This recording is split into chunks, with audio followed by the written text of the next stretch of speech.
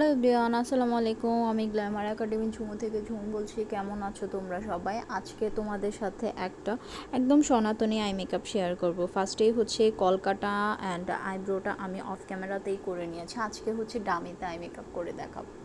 And then হচ্ছে একটা orange and red colour mixed করে, এদিকে আমি দুটা কালার মিক্সড করেছি। দুটা কালার মিক্সড করে ভালোভাবে লিডে অ্যান্ড লোয়ার পোর্শনে আমি অ্যাপ্লাই করে দিচ্ছি, যাতে কোনো রকম হার্শ না লাগে। অ্যান্ড কালারগুলো অলওয়েজ অল্প অল্প করে ব্রাশে পিক করে দেন হচ্ছে পুরাটা লিডে স্মাচ করে দিতে হবে, যাতে কোনো প্রবলেম না হয়, কোনো ঝামেলা না হয়, মানে দেখতে যাতে হার্শ যাতে না লাগে, মনে যাতে না হয় একটা একদমই প্যাচি প্যাচি হয়ে আছে।